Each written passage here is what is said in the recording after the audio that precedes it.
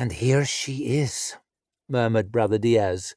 He had a wondering smile on his face as he watched Princess Alexia glide down the aisle like a proud father watching the bride come in.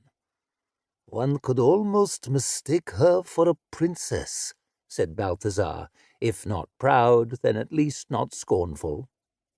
"Our girl," Baptiste wiped a fake tear from the corner of her eye, "all grown up." She came ready for her coronation, the Our Saviour stitched into her dress in gold thread, her 4 handmaidens holding up her fur-trimmed train, her jewels flashing as she swept through shafts of light. She came at the head of a regiment of retainers, as befits an empress, flanked by Duke Michael and Lady Severa, a good deal smaller of stature, perhaps, but far from overshadowed by them. "Well, well, your Highness." Baron Rickard bowed low as she approached, the eyes of her 4 handmaidens following him fascinated, like cats watching the butcher's cart. "Or dare I even say, your resplendence? It seems you are attending to my lessons in deportment after all." "I thought I should make an extra effort." Alex nodded towards her attendants. "Or, let's be honest, they should. A girl doesn't get crowned Empress of the East and marry her worst enemy every day, does she?" Duke Michael leaned close to her. "Speaking of marriage, Your Highness." Alex winced.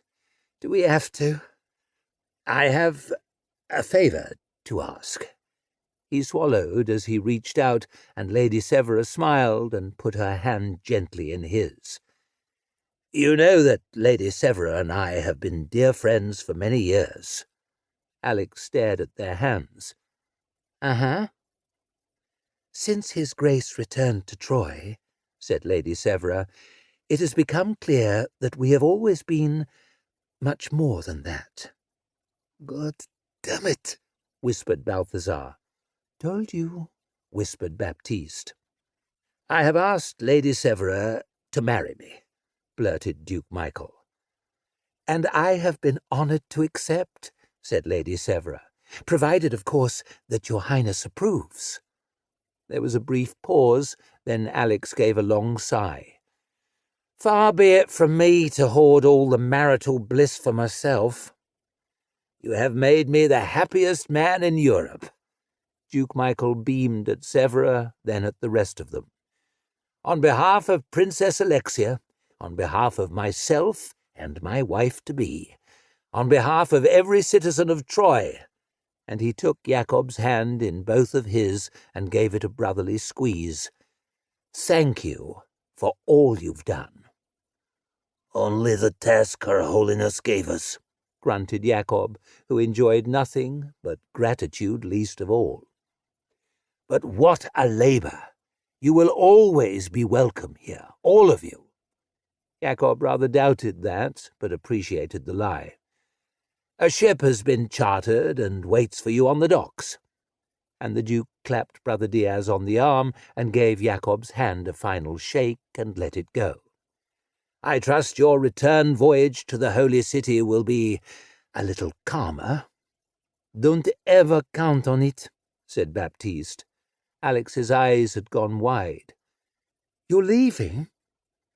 "Once the crown touches your head," said Jakob, "by the terms of Her Holiness's binding, we have to go." "Whether we want to," threw in Balthazar sourly, "or not." "I was hoping," Alex lowered her voice, "perhaps Sunny would be here." "I dare say she is," said Jakob, "but showing herself wouldn't be the best idea." "You think elves are unpopular in the Holy City?" Baptiste snorted. "At Easter here, they stick fake ears on convicts and hunt them through the streets." "Right," Alex swallowed. "Then could you tell her that I'm sorry?" Jakob nodded. "She knows." "I knew we'd have to say goodbye in the end." Alex looked around at the rest of them, at each in turn. "I just never thought. Brother Diaz, Maybe before the service begins, you might give a blessing? Me? The monk glanced down the nave towards the patriarch, his gilded robes glittering, then at his own humble habit. You should have a bishop at least. Wasn't the Saviour herself a lowly shepherdess? Brother Diaz grinned. I shall miss our theological debates. As the monk walked to the lectern before the tombs, Jacob thought back to the Second Crusade, the blessing before the final sally, the battle that had turned back the elves, the battle from which so many never returned. The knights kneeling shoulder to shoulder, Patriarch Cosmas, his voice like thunder, calling down the rage of angels on the enemies of God. Brother Diaz was a different kind of preacher. He laid gentle hands on the lectern, tracing its edges with fond fingers as his congregation gathered in a crescent before him. I never really wanted to be a priest, he began. I rather fell into it. Prick first, said Viga. Well, the monk gave a shamefaced grin. You're not exactly wrong, but they say it is on profane paths that we come eye to eye with God. So it's been with me. I'll confess, I didn't ask for this task. I certainly didn't ask for these companions. We all get the ones we deserve, muttered Jacob. We took a crooked path with many dead ends. There were times I thought we'd never reach Troy. Our endurance was tested along the way. We all remember the inn. Wish I could forget, said Baptiste. The perfidy of Bishop Apollonia. One of the most perfidious bishops I ever met, grunted Baron Rickard, with some stiff competition. The illusionist's house and the talking heads. Viga laughed. They leaked something terrible. Then there was the battle at sea. I can still smell those crabmen, murmured Alex. And the plague pit beneath the monastery of St. Sebastian. Good times, said Balthazar with a faraway smile.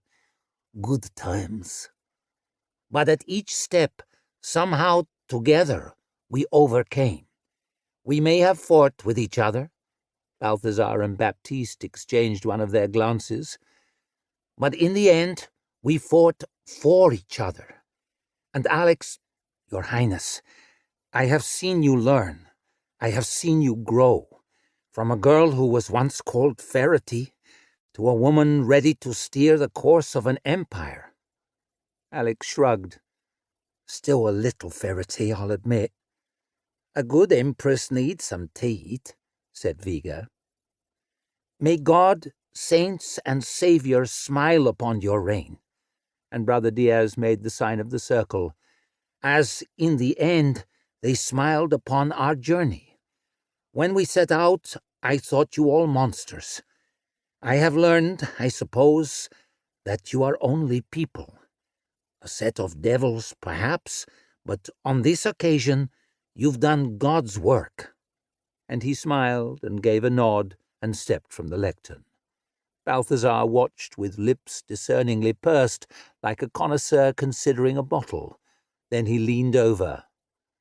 He's actually not awful at this, is he? All in all, murmured Jacob, far better than expected. So much to live up to.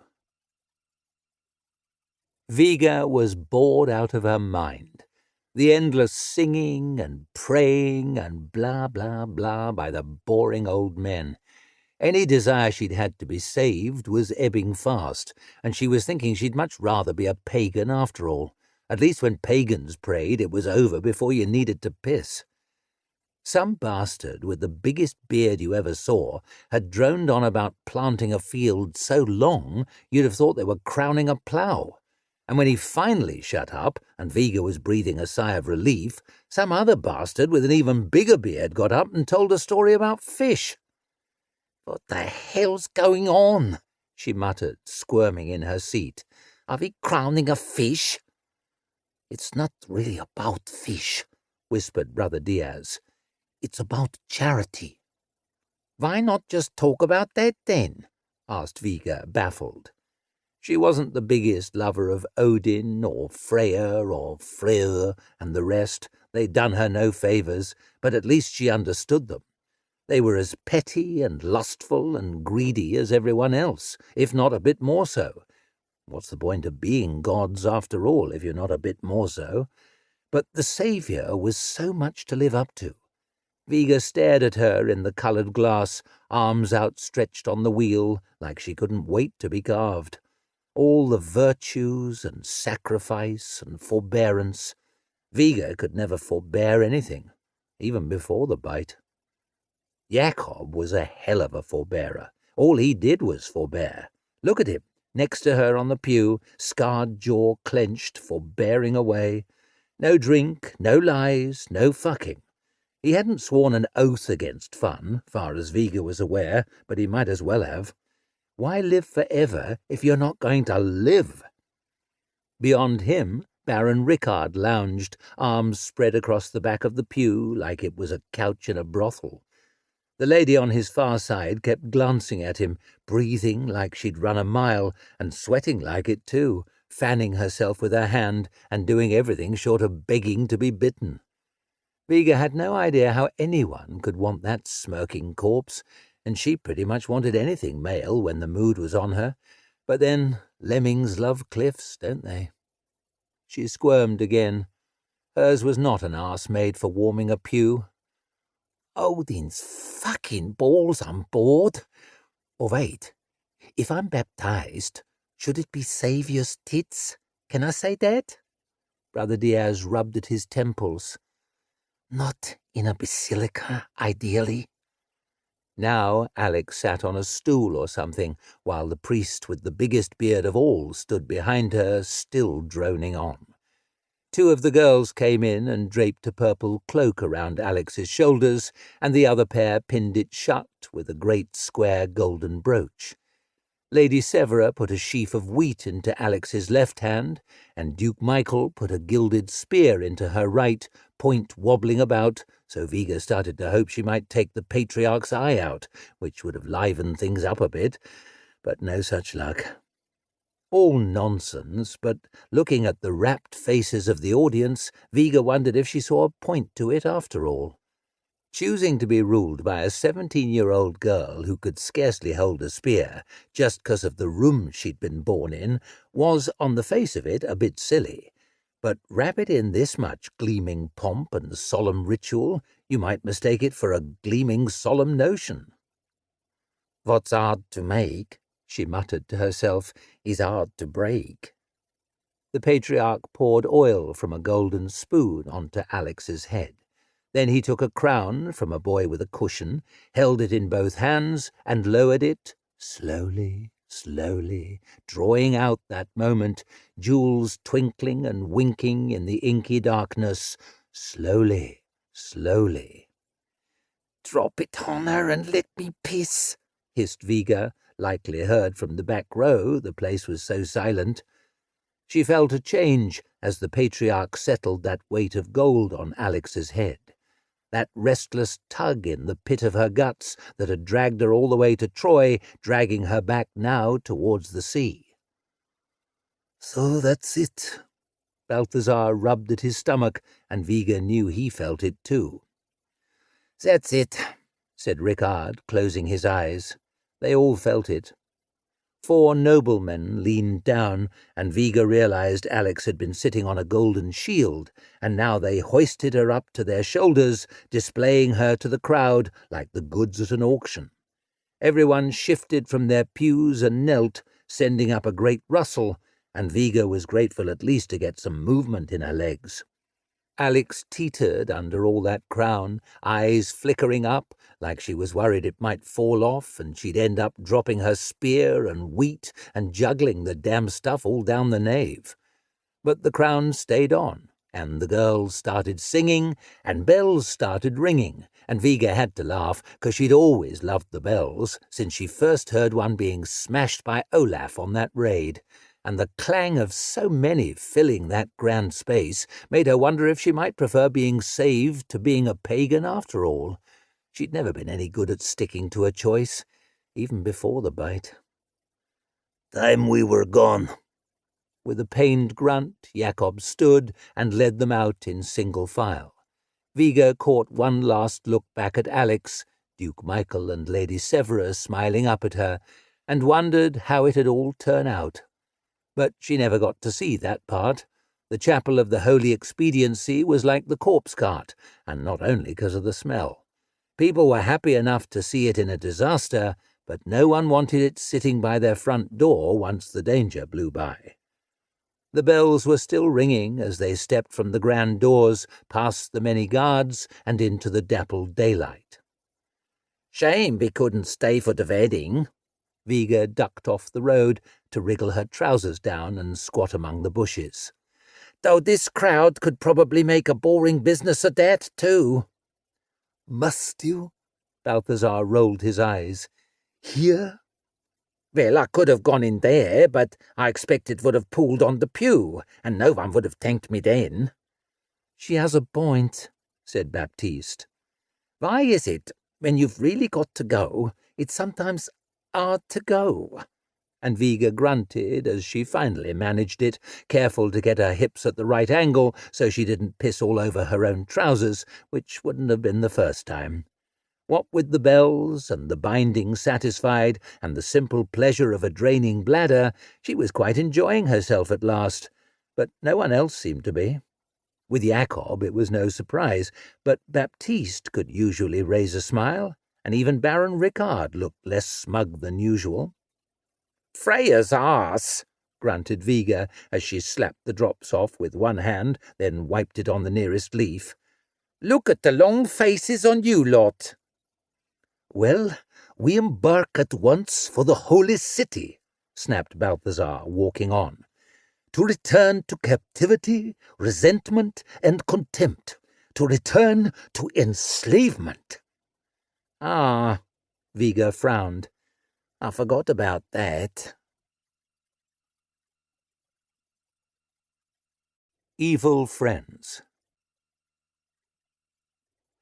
Alex stood, staring at nothing, her handmaidens buzzing about her. Seemed as if she'd been standing still all day while people buzzed about her, babbled at her, around her, over her, wheeled her about like a plaster statue of the Saviour on festival day, dressed her and stripped her like a tailor's mannequin, plonked different headwear on her like she was a hat stand. It was only that morning they'd been stitching her into this dress, embroidered all over with prayers. Now they were cutting her out of it. She hardly knew whether she was dizzy from the applause, worn out from the expectations, terrified at the idea of ruling an empire, or panicking at the idea of enduring a wedding night. She wanted to laugh, be sick, hide under the bed, and run for the docks all at once. "I'm Empress of Troy," she muttered to herself for about the 100th time. "Without doubt, Your Resplendence." Lady Severa oversaw the undressing the way you might watch an heirloom be unpacked from a crate. Might have been reassuring to think she was now Alex's aunt-to-be, except that right away put her in mind of her own recent marriage, and that brought on a fresh urge to sprint for the door. "I'm Empress of Troy," she squeezed her eyes shut, "and my husband's on his way."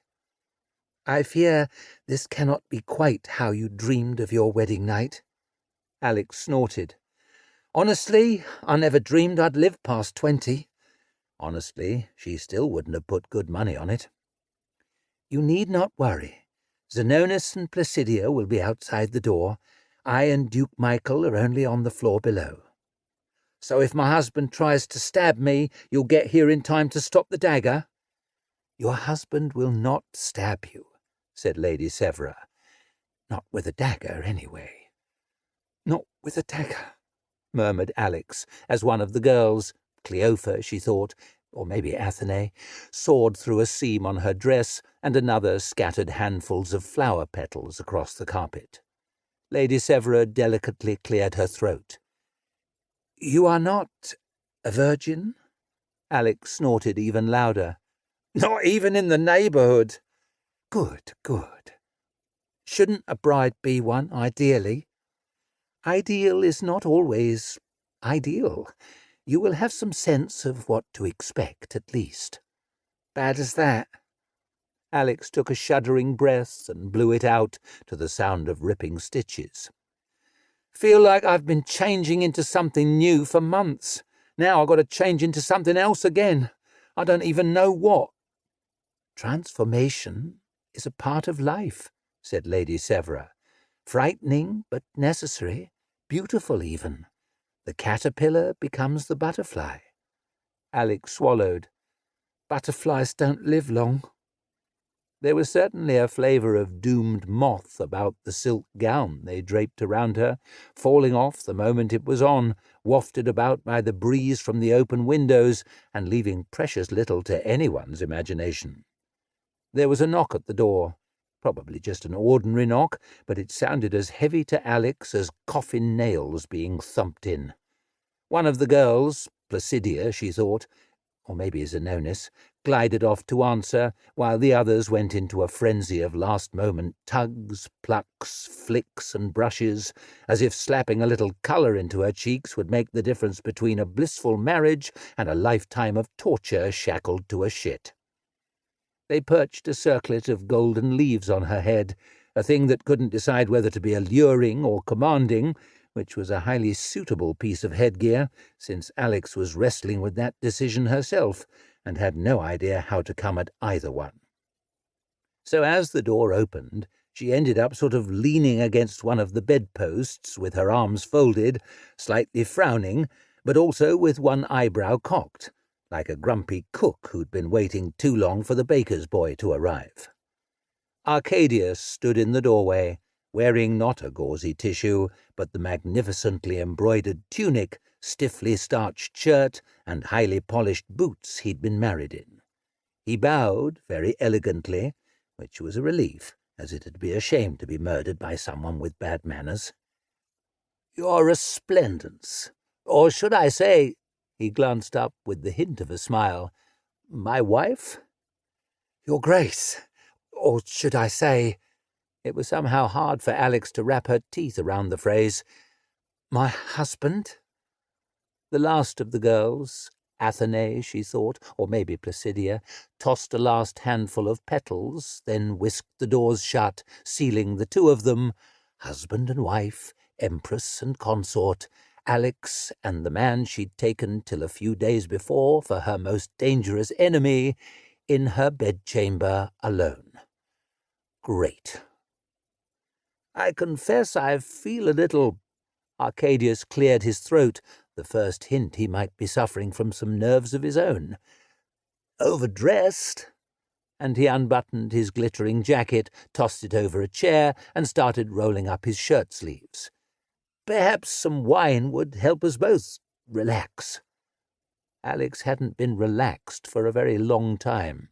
In fact, she couldn't really remember ever being relaxed, but she doubted she'd ever been less relaxed than she was right then.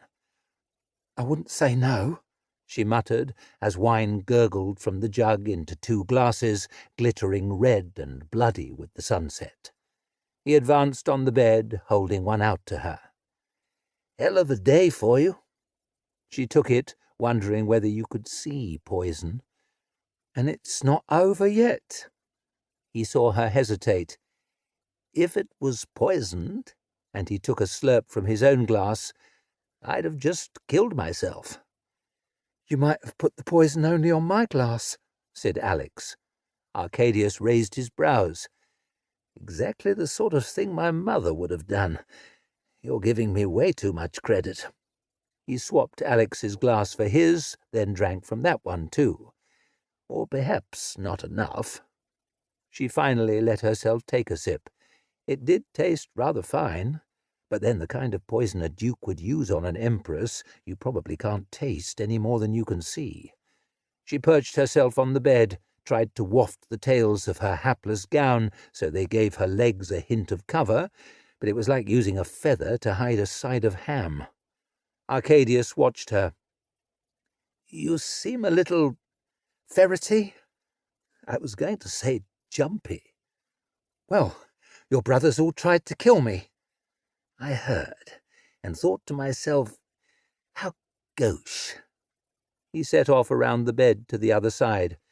My one consolation is that they clearly weren't terribly good at it. I did try to dissuade them, but though they were very different men, they all three took after our mother in being impossible to dissuade from anything. But I can promise you right now that and Arcadius perched on the far side of the bed and looked earnestly at her, will never try to kill you. Sort of a minimum standard in a husband, really, wouldn't you say? One that not every imperial consort in history has met, I fear. He hauled off one boot and tossed it aside with a clonk. But I hope to clear it considerably, he grunted as he strained at the other boot. I differed from my brothers in many respects, but perhaps the most important is that, although I was eldest, he finally got his boot off and swung his feet up onto the bed, wriggling his toes, I never had the slightest desire to be emperor. Alex was a pretty experienced liar. Maybe she was among liars of a higher class than she was used to in the slums of the Holy City, but she didn't think he was lying now. She took another slurp of wine and sat back against her cushions. So you're marrying me for love? Arcadius smiled. You look ravishing, of course. A turnip would look ravishing with my servants dressing it. But a turnip cannot help me save the Empire of the East. He kept looking at her with that earnest, slightly amused expression. For decades now, if not centuries, the leaders of Troy have been their own worst enemies, the city's best children eating each other, struggling for power while weakening the whole, all in the shadow of an inevitable pointy-eared apocalypse. I want to return the empire of my forefathers to glory. Together, perhaps we have a chance. She had to admit she liked what he was saying, and the way he was saying it. God, was she starting to actually like him? That never ended well.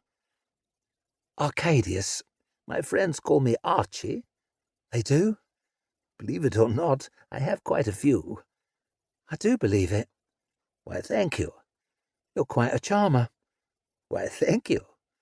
But I've known some very charming, very evil people. Well, evil people make the best friends, don't you find? They're prepared to do things for you that good friends never would. Alex, who'd been kept alive for the last few months by a gang of diabolical heretics, could hardly argue with that. So, you want us to be friends?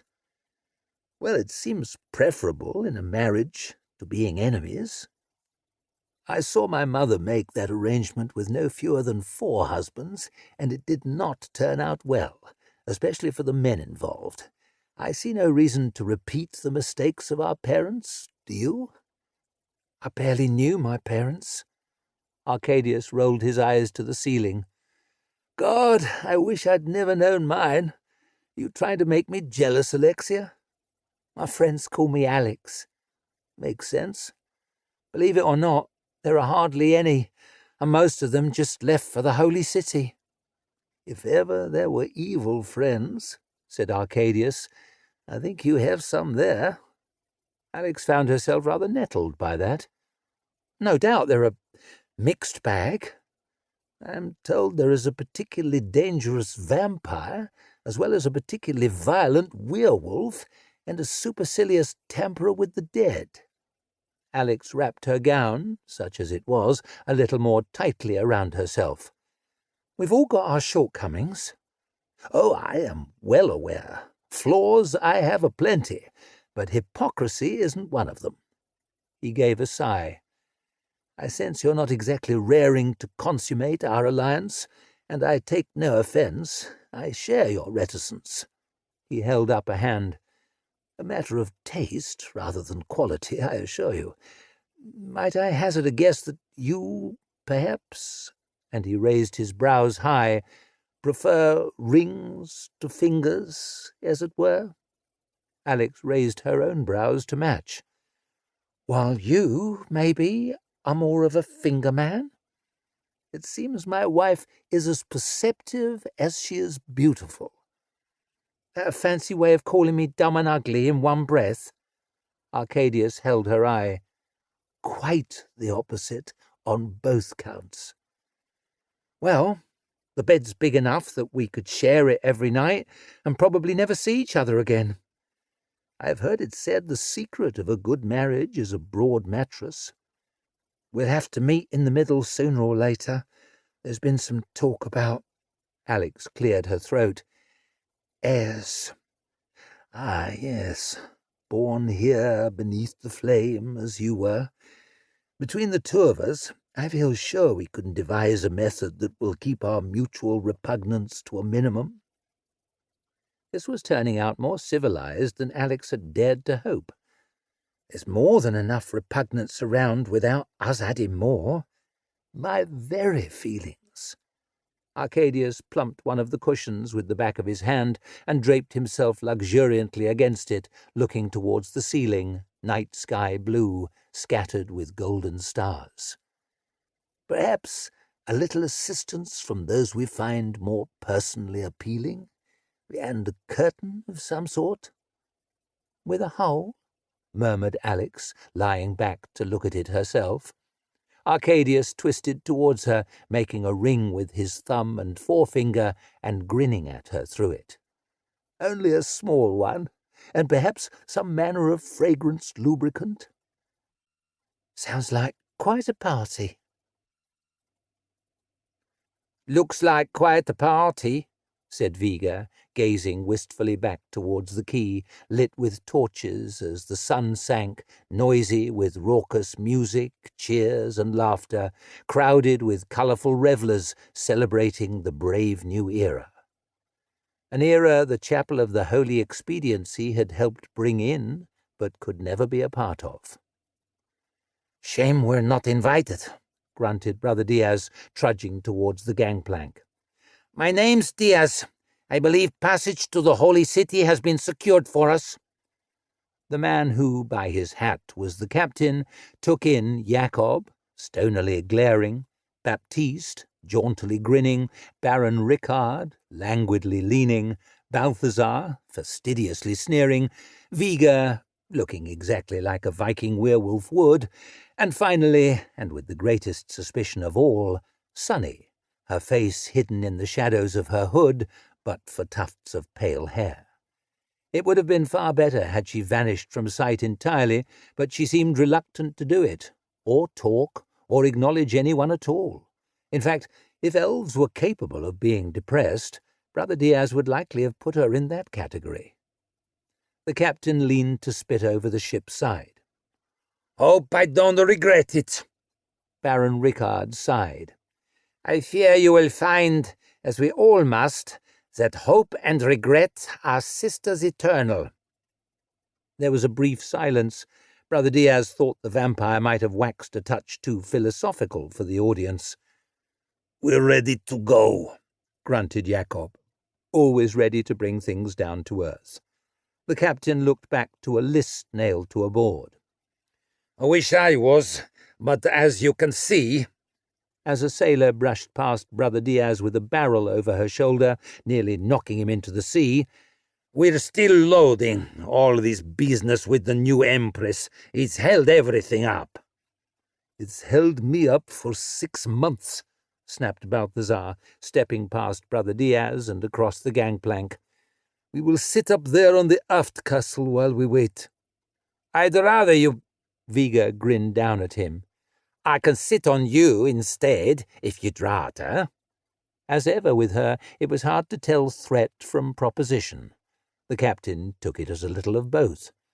No, the aft castle is all yours." "Grand," said Viga. "Just sing out, if you change your mind."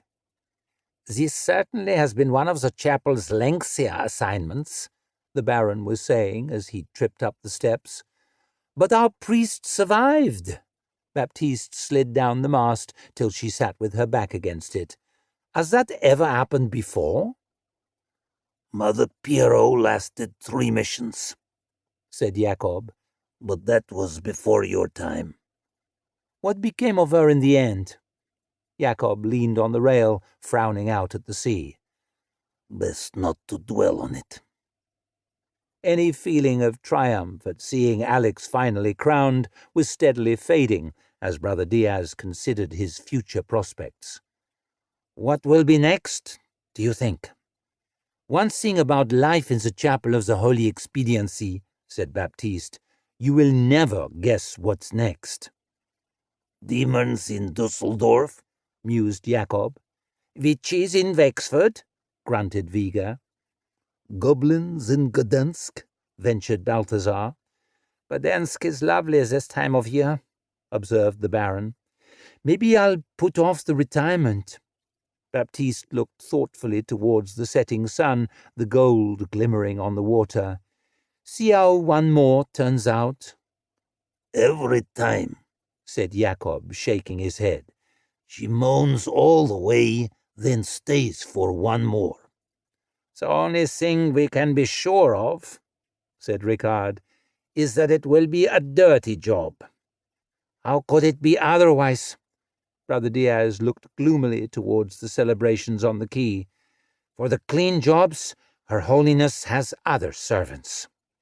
"Well, first step on any successful sea journey." Viga slid out a bottle of spirits and with a flick of her thumb sent the cork spinning into the sea. "Let's get shit-faced." "First step in any successful alliance," said Arcadius. "I suggest we get outrageously drunk." And he slid from the bed and strode for the door. Alex wriggled into her cushions and drained her glass.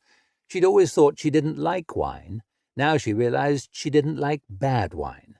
Turned out she liked good wine quite a lot. "More wine, if you please," her husband roared into the corridor, then swaggered back, grinning towards the bed. "I find there are few ills more wine won't help with." "Axe in the head?" asked Alex. He thought about that and shrugged. "It'll make it no worse." One of the handmaidens padded in behind him, eyes on the floor. Placidia, Alex was almost sure. A fresh jug balanced on her silver tray.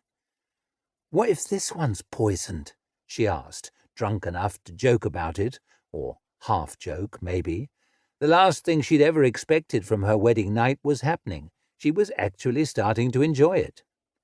"Paranoia would generally be thought deplorable in a wife."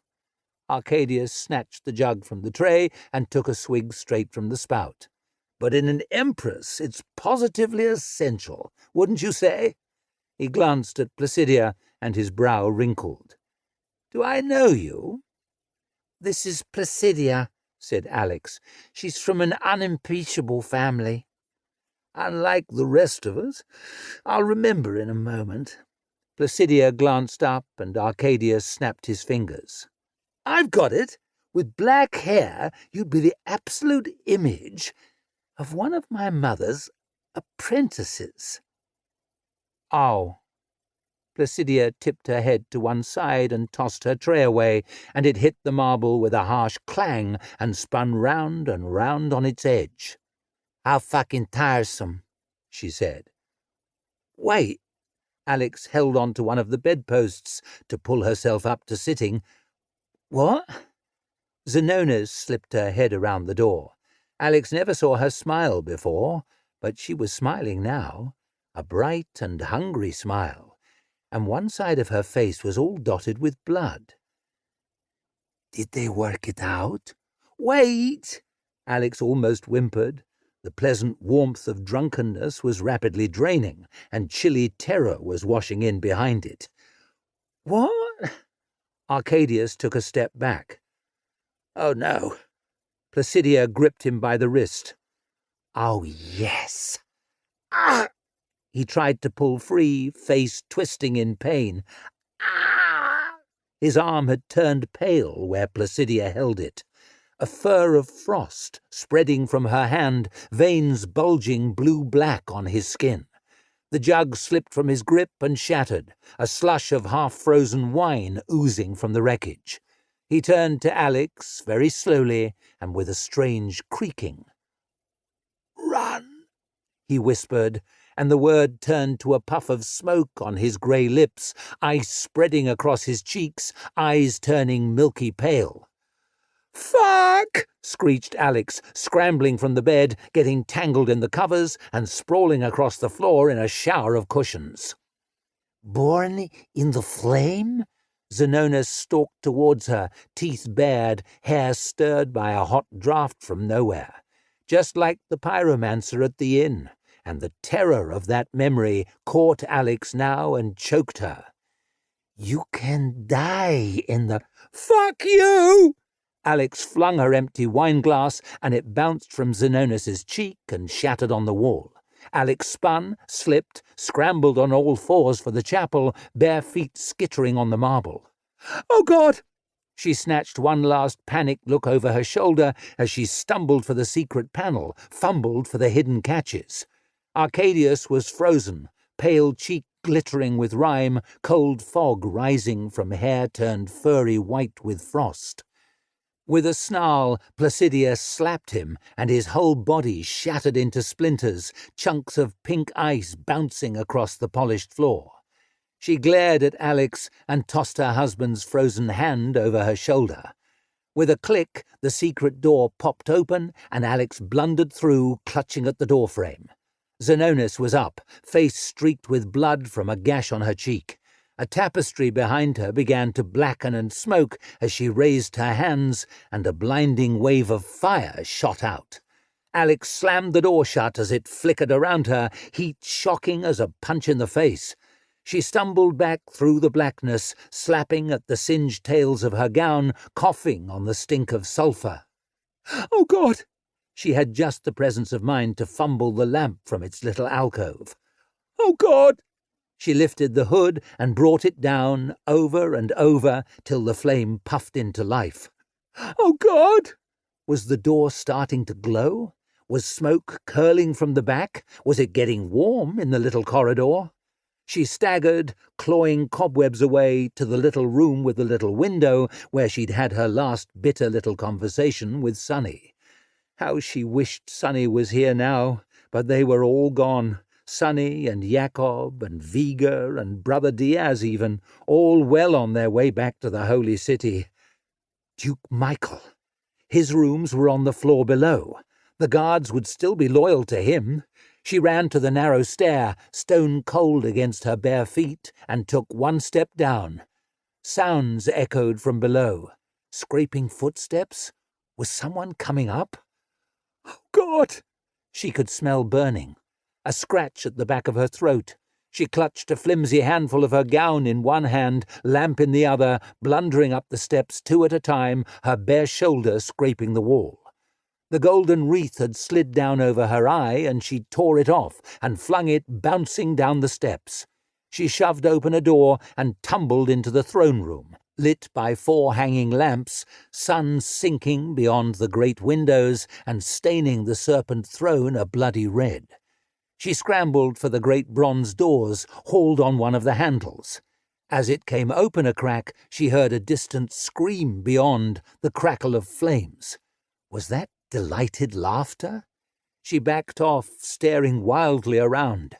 Tapestries, statues, weapons bracketed to the walls, nowhere to hide.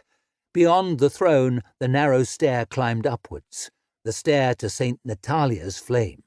She ran to it, dragged herself up it with hands as well as feet, on all fours like a dog. The dog empress, her panting breath echoing about her. She blundered, blinking into the gallery at the top, brighter than daylight, St. Natalia's flame blazing up from the bowl at its centre. She shrank away as a dark figure rounded on her, but it was only a sister of the flame in her red hood, sworn to silence, sworn to keep the brazier forever lit. Nothing else but the cords of wood stacked about the parapet and the 24 archways beneath the mirrored dome, and the dangling chain, the one that would warn the city the elves were coming. Alex stood a moment staring at it, but it wasn't like there was much left to lose.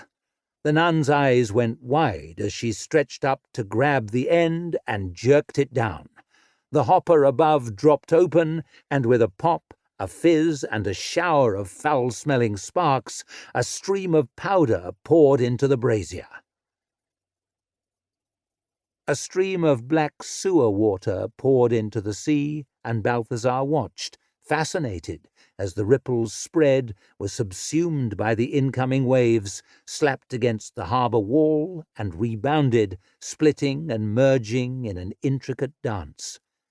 His mind returned once again to the sorcerous twins they encountered at the monastery of St. Sebastian. Their identical technique with opposite results. Waves, in earth, in air, a common structure to all matter.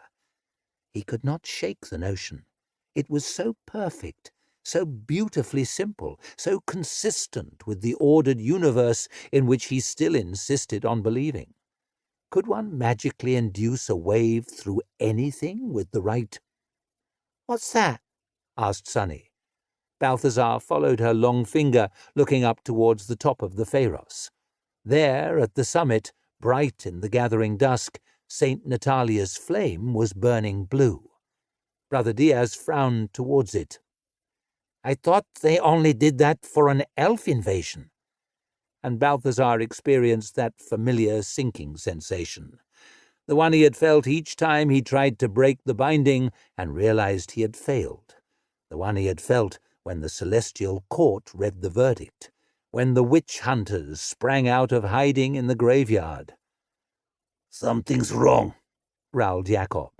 Some of the revellers on the quay had noticed too, pointing up, gabbling excitedly. Balthazar winced. "Nothing that need concern us, surely." "Alex is in trouble." And Sunny sprang down from the aft castle onto the deck, striding past the captain as he ordered the hatches shut on the last of the cargo. "We don't know that," wheedled Balthazar. "She can't know that." "If there's nothing to worry about," grunted Jacob, sliding a few inches of steel from his scabbard, then slapping it home with a snap, "we'll soon be back." "She's Empress of Troy," whined Balthazar. "She'll always be in trouble. We cannot rescue her from every little thing." "I won't ask anyone else to come." "I'm coming," said Brother Diaz, gripping at the vial he kept beneath his habit. "It could be dangerous," said Jacob. Viga grinned as she stood, slapping the seat of her trousers. "There's Stefanin's safe." Baptiste was clambering up from her place against the mast as well. Balthazar gave a tremendous snort as he watched. "I can trust that you at least will be taking no risks with your person."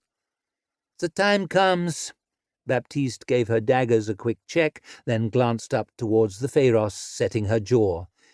"You have to stick your neck out." "What?" For a moment Balthazar could only stare at her. "Well, I am not going, and that's that." "Of course you're not." And she gave him a friendly clap on the arm and hurried down the steps to the deck.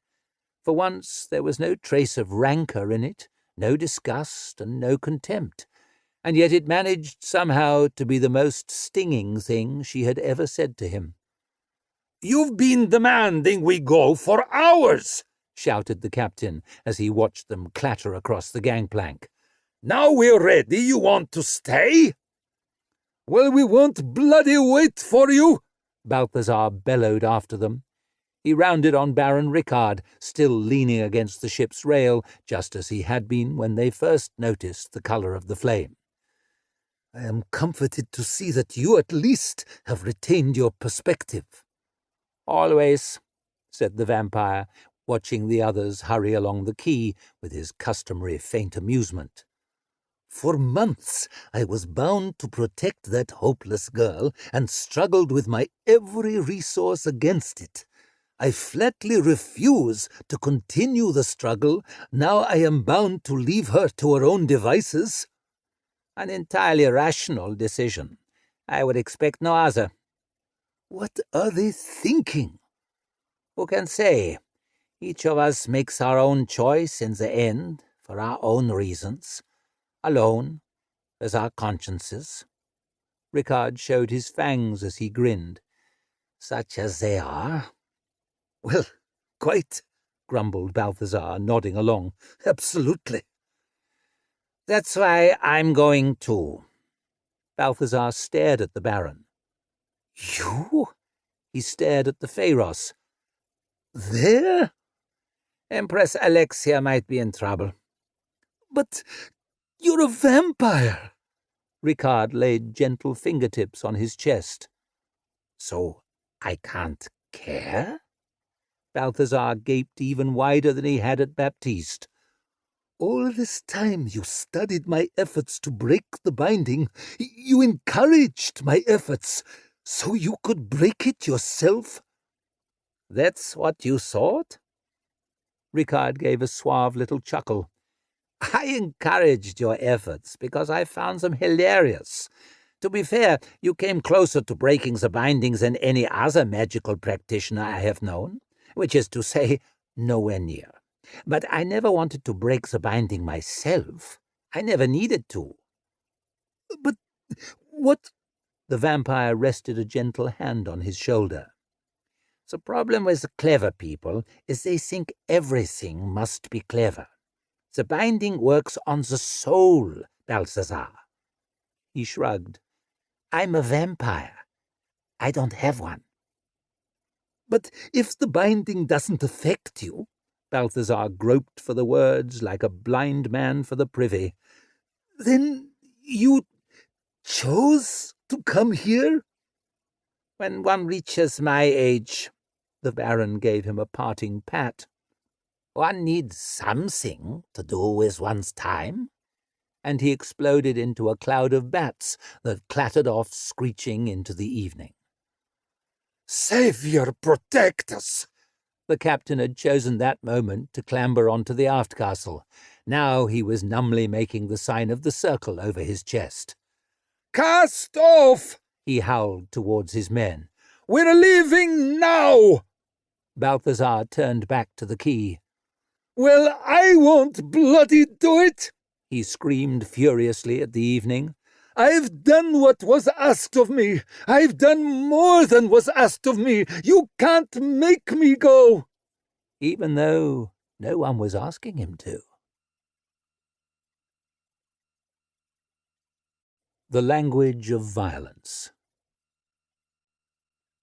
They were coming. Alex could hear their footsteps in the throne room below, the confident tap of expensive shoes on an expensive floor.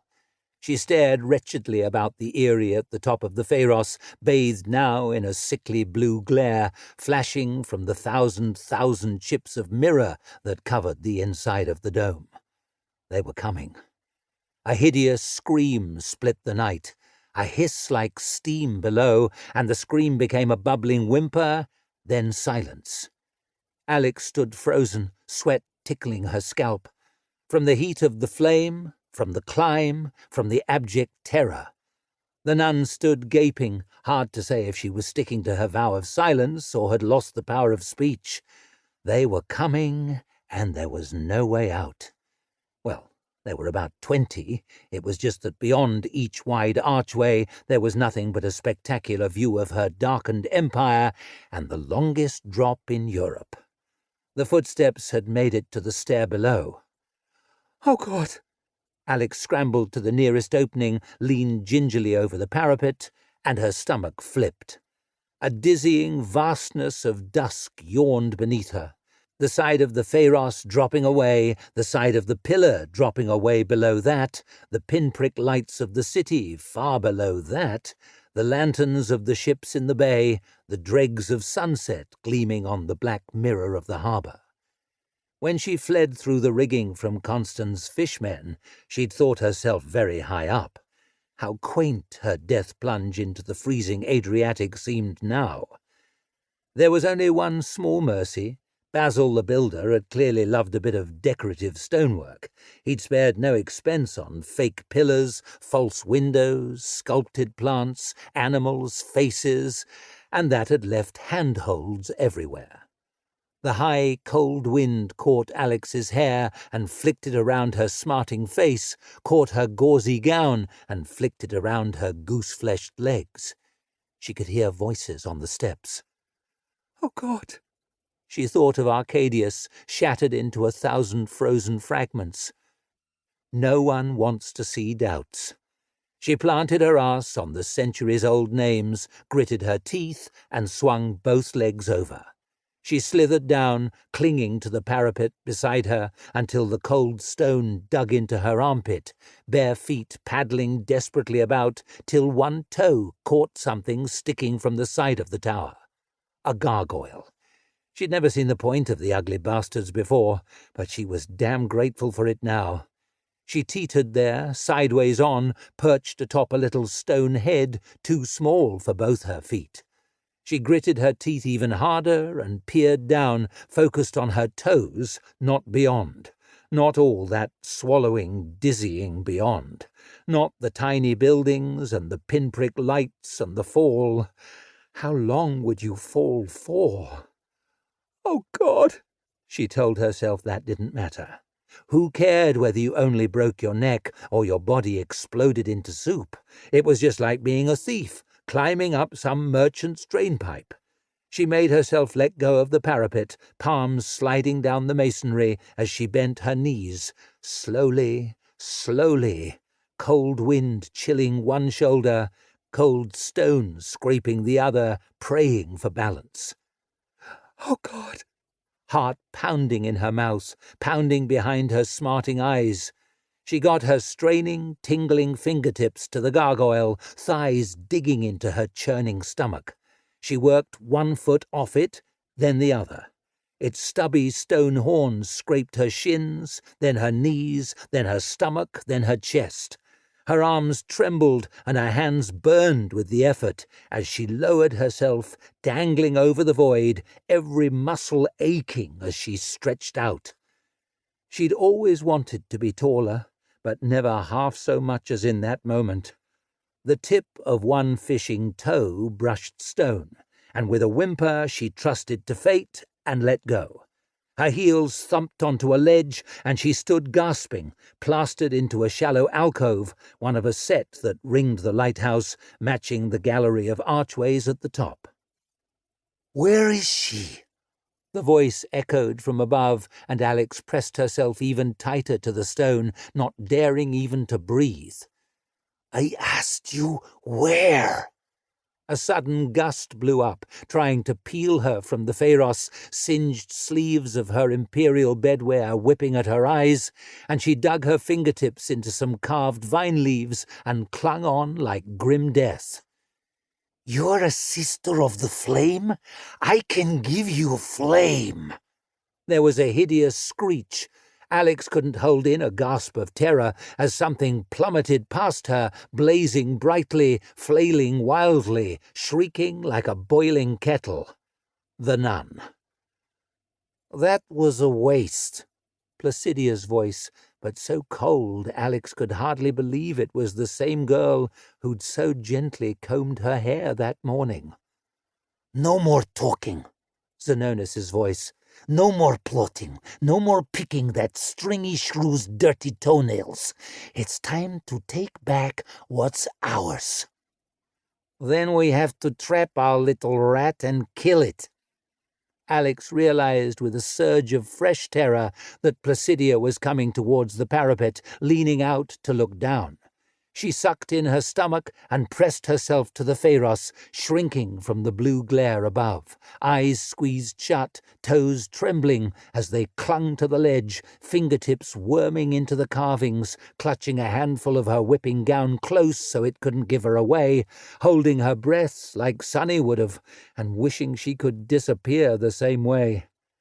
Any moment she'd hear the cruel laughter, see the fire glow through her eyelids, feel the searing pain, and follow that sorry nun downwards, the shortest and most disappointing reign in Trojan history, ending in a human torch. "Downstairs!" Placidia's voice moved away. "Check the throne room again." Alex let out a shuddering sigh. She yearned to sob or blub or even scream, but didn't dare to so much as squeak. She forced her feet to move, to edge along that shelf of stone. She peeled her sweat-sticky back from the masonry, twisting to face the wall, one fishing foot over the void, toes straining towards the ledge of the next alcove along.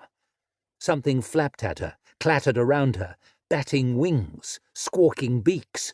She lost her grip with one hand, swinging out by the other, clutching at nothing, weight tipping over the drop, swinging out of control, and she gave a whooping gasp. Stone smacked into her face, filled her head with stars. She gripped on by broken, trembling fingernails, salt in her mouth, head spinning. Her feet were on the next ledge, wedged among a wreckage of twigs, slimy with droppings and broken eggs. Birds nesting high up. She tried to breathe through the dizziness, the pulsing pain in the side of her jaw. There was a pillar beside the alcove. She shuffled to it, wrapped her legs around it, clinging to the carved leaves at its top. She tried to ease downwards, but right away she began to slip, juddering, shuddering, stitches popping, gauzy material ripping. She squeezed her eyes shut, growling through gritted teeth as the rough stone chafed her raw. Her feet hit something, and she realized she was still. A ledge at the base of the pillar. There was a great window beside her. One of the windows of the throne room, the welcoming glow of lamplight leaking out into the dusk. Alex had spent some bad nights on the streets, but the idea of inside had never held so much appeal. She shuffled her grazed feet towards the window, clung to the frame with her bleeding fingers, peered into the room, and froze again. There they were. Placidia crouched, long limbs seeming longer than ever, eyes sunken in dark rings, and her lips turned pale blue, her jewelry glittering with frost. Zenonis stood tall beside her, streaks of blood down her face from the cut cheek Alex had given her, eyes wide and wild, scorched dress and shining hair stirred as if by a hot draught.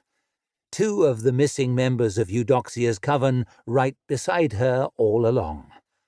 Alex cursed silently to herself. Beautiful people tending to a piece of shit like her? She'd forgotten Gal the Purse's last lesson. Never trust the rich. They're even more treacherous than the poor.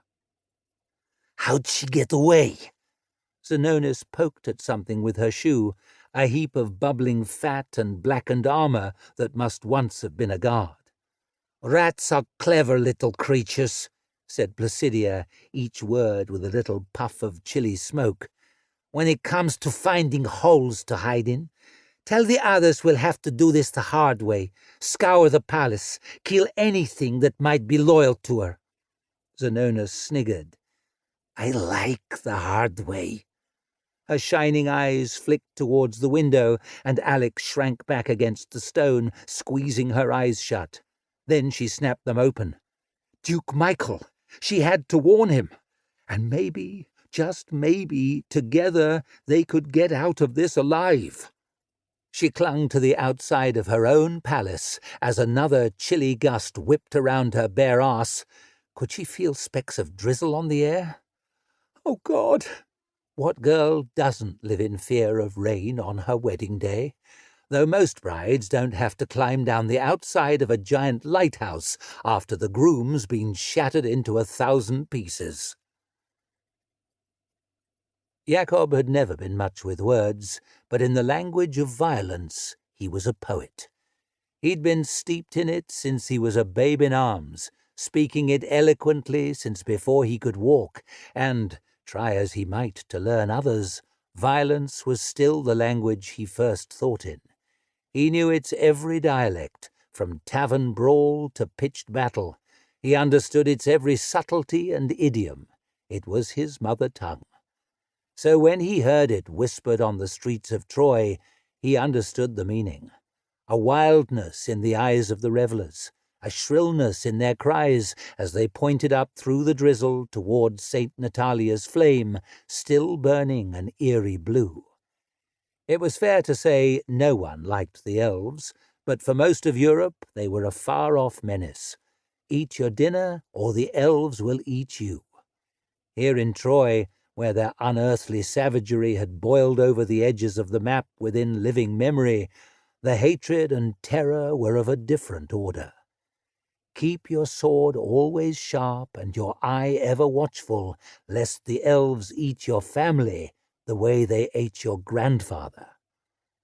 A damp crowd had gathered before the lift, held back by a double line of palace guard.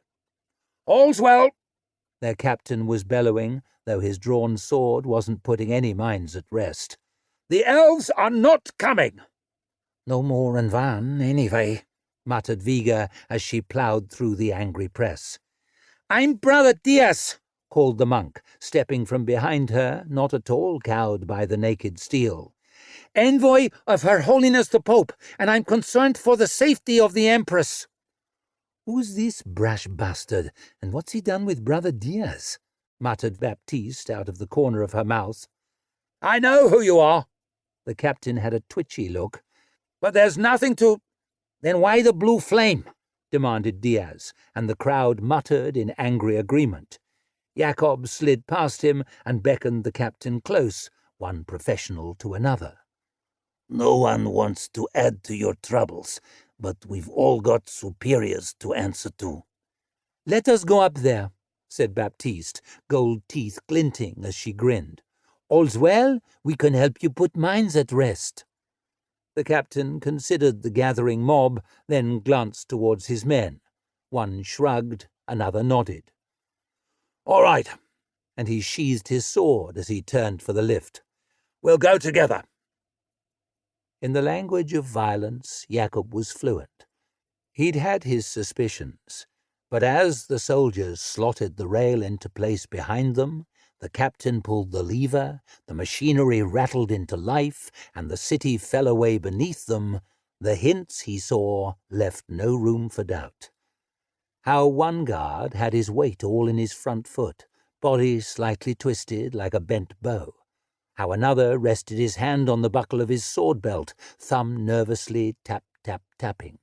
How a third watched Baptiste, standing that bit too close, a muscle working on the side of his head. "Glad to have you with us." Brother Diaz grinned at the guard beside him. In many areas the monk had proved himself surprisingly erudite, but in the language of violence he was illiterate. Jacob couldn't tell exactly how many guards were around him without turning, which might have given him away and definitely would have hurt his neck. So he kept his eyes ahead and took a long breath and let it sigh out. Strange how it was only at a time like this that he felt truly calm. Sometimes it's a burden to know just what's coming, and sometimes it's a wonderful comfort. "Your palace guard must be some of the best equipped soldiers in Europe," he said. The captain glanced sideways at him. "Every man pays for his own armor. He's that honored to serve." "Acacia wood shafts to your spears?" asked Jacob admiringly. "Must be shipped in from Afrique?" "The best," said Viga, raising a knowing brow at the spears of the 4 guards clustered close around her. She could miss the point in almost any tongue, but when it came to violence, you'd get nothing by her. "And you carry the Paramerian?" The captain's left hand was gripping his sword. He had to let go to show off the gold on the hilt. "I've always favored straight blades." Jacob let his right hand rest carelessly on his dagger, but made sure he left it there, thumb hooked under the pommel. "They're what I grew up with, but I've seen those sabers of yours do deadly work, especially from the saddle. The Empress doesn't skimp in equipping her elite. Eh, Brother Diaz?" "I suppose not." The monk frowned back at him. "You're talkative all of a sudden." "I'm among men who speak my language." Jacob clapped his hand down on the wet beaded shoulder plate of the man beside him. A sergeant with a scarred face, he judged the worst threat within reach. "But I've fought many battles. Many. And there's a piece of equipment you don't have, one that can make all the difference. What'd that be? Growled the sergeant. An invisible elf. There was a pause. The captain gave an uncertain laugh. A couple of his men chuckled. Jacob stayed stony, though, gripping the sergeant's shoulder a little tighter. Soon enough, as Troy dropped away into the flitting rain, the chuckling sputtered out. No, said Jacob. Really. They were good soldiers, but when it came to the language of violence, their vocabulary was limited. They were drilled for warfare, not a street fight on a lift. Their instinct was to use their spears or draw their swords, poor tools for such close quarters. Jacob had always been as comfortable with a back-alley knifing as a charge of heavy horse. As the captain's hand twitched towards his sword, Jacob was already lifting his boot. Even leaning on the sergeant's shoulder, he couldn't get it near as high as he'd have liked, but it caught the captain around the hips and made him take a step back. That was enough, since he tripped over something that wasn't there, pitched over the railing, and vanished from sight with a high scream. In many languages, a rhetorical pause can be devastating. In a fight, you make every point quick as you can, hoping you'll leave your opponent unable to retort. Jacob was already ripping out his dagger to smash the pommel into the sergeant's mouth. As he dropped, coughing on his own teeth, Jacob was whipping the blade the other way. The man on his right twisted, so the point missed his eye, only scraped down his cheek guard and gouged off a great flap of his face. He stumbled back, bloody fingers clapped to the wound, fumbling for his sword with the other hand. Jacob pinned him with it half drawn, stomped on his foot, then butted him in his bloody face, and finally swung him by his slippery breastplate, flung him into one of his comrades, and, with some help from a timely invisible foot, sent the pair of them tumbling over the railing.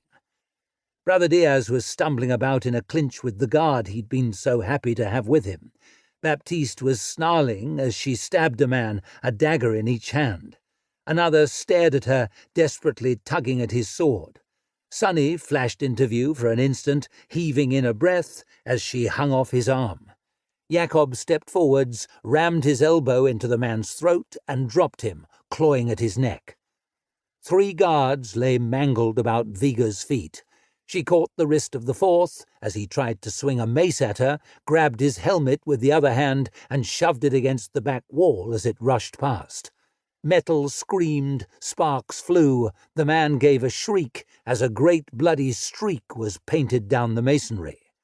The last guard stood against the rail, one armoured arm around Brother Diaz's neck and a dagger to his throat. "Stay back!" he bellowed, spraying spit. "Stay back, you devils, or I kill him!" "Can't advise it," snarled Viga, letting the corpse drop, head a misshapen mass of glistening meat and twisted metal, her tattooed arm spattered red to the shoulder. "Let's take a moment." Jacob forced his aching fingers open to show his palms. "Let's do nothing hasty." Sonny appeared from nowhere, hugging the guard's forearm and sinking her teeth into his fist. With a shocked cry, he fumbled his dagger, and Brother Diaz tore free. When his eyes focused, it was on Viga, grabbing his breastplate with both hands and bending him back over the railing. "Viga!" Brother Diaz caught her elbow. "Wait!" She showed her teeth as she pushed the man towards the ever-lengthening drop, while he fumbled hopelessly at her tattooed wrists, his feet leaving the floor. "For what?" "I order you not to hurt him," squealed Brother Diaz. "What's happening up there? Is Empress Alexia in danger?" The man glared at Sonny, at Brother Diaz, at Jacob, who was kneading at his throbbing knuckles. "There's nothing you can do. Your impostor shall not pollute the serpent throne for—" "Oh, fuck off," snarled Viga, hefting him over the rail. He gave a little disbelieving squeak, then tumbled, flailing from sight. Brother Diaz stared after him. "I said don't hurt him." "Shit." Viga scratched her head. "Right. Must have forgot." There were more guards at the top of the lift, but Sunny wasted no time on them. Alex needed her. She held her breath and darted sideways between the points of their levelled polearms as they roared a challenge off the paved path and through the carefully chosen shrubs of the hanging gardens towards the palace. To no one's surprise, the trouble didn't end at the lift. Sounds of violence stabbed at her from every direction. Torchlight glared as running figures clattered by beyond the trees. Sunny had helped start 2 coups, and neither had been any fun at all, and this felt very similar. She stifled a burp, winced as she swallowed acid. The Pope's binding starting to tighten its grip, dragging her back to the Holy City, which was just the extra problem she needed while trying to hold her breath in the middle of a civil war. But Alex needed her. She passed a pair of soldiers rolling on the wet grass, struggling over a dagger. She could have tipped the balance, but which way? Who was on the right side, who the wrong? And who was she, an enemy of God, to make the call? So she tiptoed guiltily around them as they fought to the death, mouthing a silent sorry, hid behind a tree trunk long enough to take another breath and hold it, then scurried on.